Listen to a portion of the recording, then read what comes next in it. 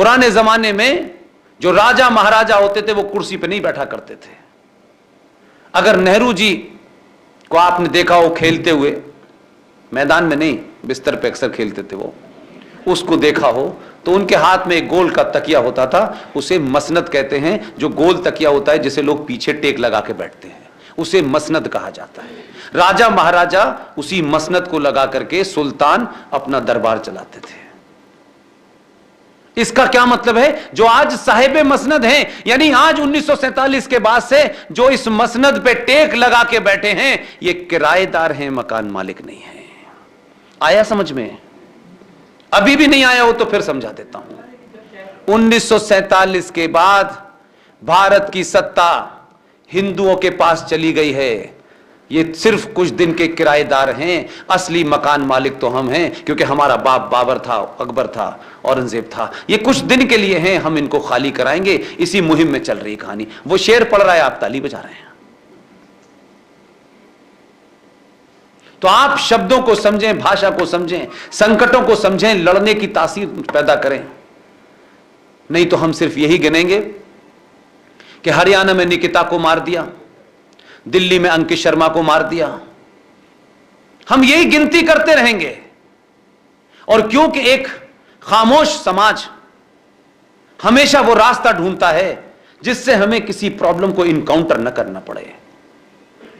हम तो इतने, मतलब हमारे पास साधन ही नहीं है। अगर आप मुझसे पूछो तो, अगर आप टिकट न भेजें और बड़ौदा में मेरे पीयूष जी मेरे मेहरबान न हो तो मेरी हैसियत नहीं है।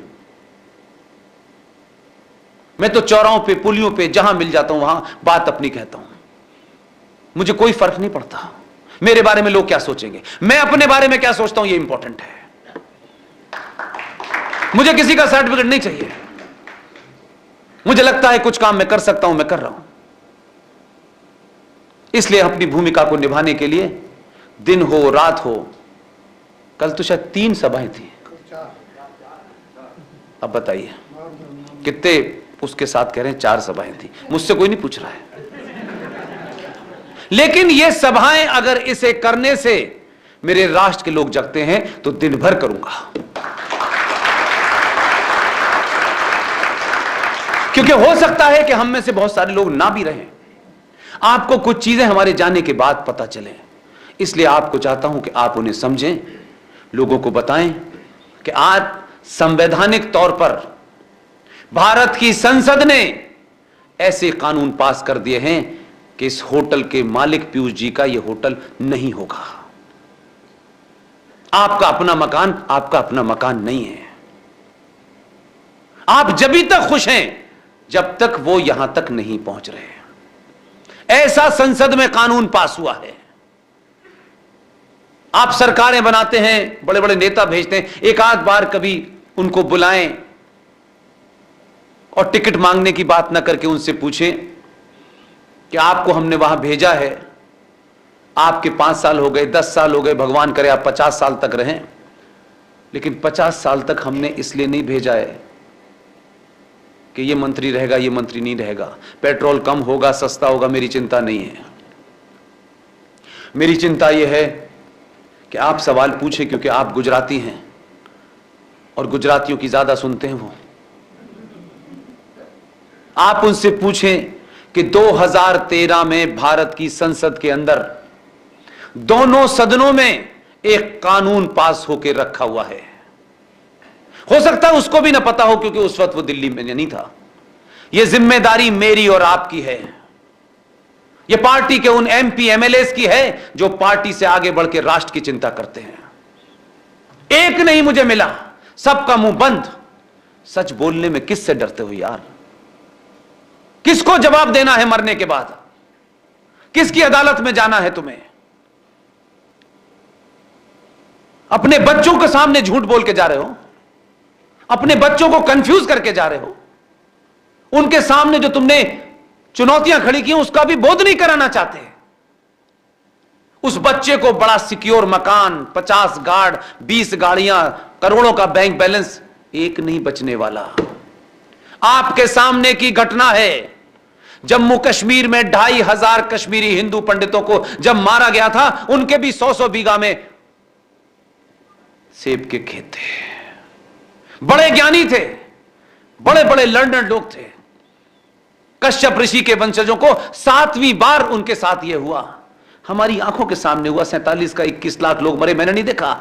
मैंने 88 में अपना कैरियर शुरू किया, मेरे ऑफिस ने मुझे कश्मीर भेज दिया। मैंने वो मंजर देखे हैं जो मैं भूल नहीं सकता। यहां पे सब बने हुए हैं। इसलिए दुख होता है कि पूरे देश में यह घटना पता ही नहीं है किसी को।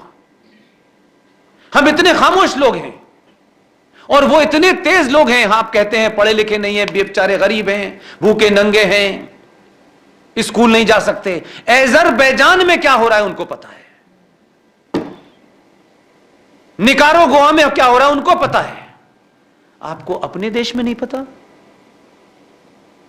इसका मतलब है हम एक राष्ट्र के रूप में सिर्फ भीड़ हैं। हमें अपने होने का कोई गर्व नहीं है। हम कल कैसे मर गए, कैसे चले गए, ये घटना क्यों हुई, ये कैसे हुई, हमको कोई मतलब नहीं है। 2013 में भारत की संसद के अंदर एक कानून पास हो गया है और इस कानून के बारे में मैं शायद पिछली 4 सभाओं में रोज बताता हूं, ये सोच के कि शायद पिछली सभा में कुछ लोग नहीं आए होंगे, इस सभा में होंगे। उस कानून का नाम है वक्फ प्रॉपर्टी लॉ। किसी ने सुना है? एक ने भी सुना हो तो हाथ उठाइएगा। पूरा सुना आपने?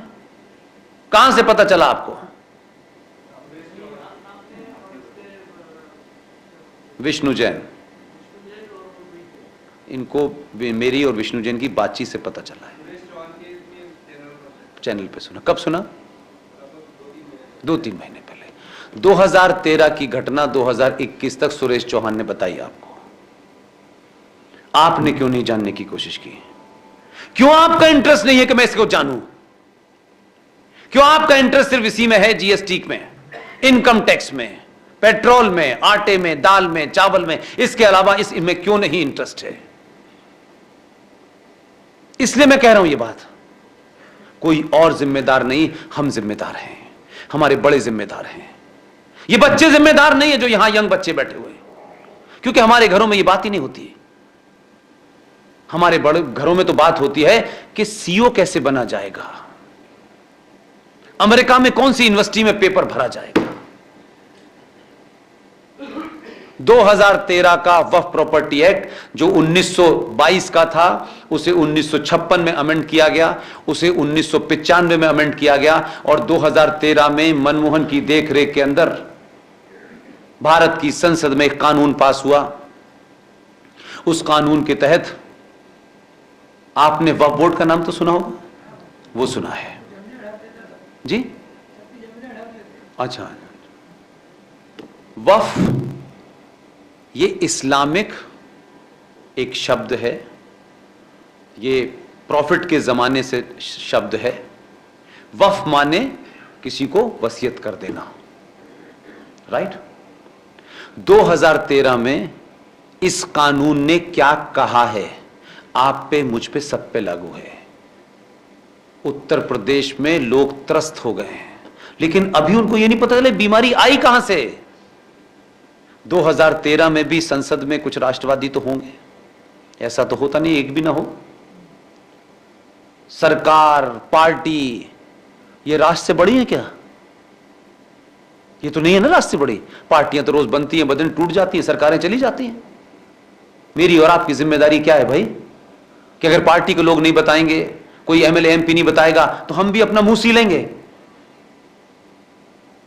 वक्फ प्रॉपर्टी कानून के तहत वक्फ बोर्ड का हर कर्मचारी पब्लिक सर्वेंट है। यह महत्वपूर्ण नहीं है, यह तो मैंने शुरुआत की है। उसके तहत, उस कानून के तहत सेक्शन 40 वक्फ प्रॉपर्टी लॉ क्या कहता है? अब मैं तो एक ही आपको सेक्शन बता रहा हूं बार बार, इसमें कॉमा फुल स्टॉप भी दाएं बाएं नहीं है।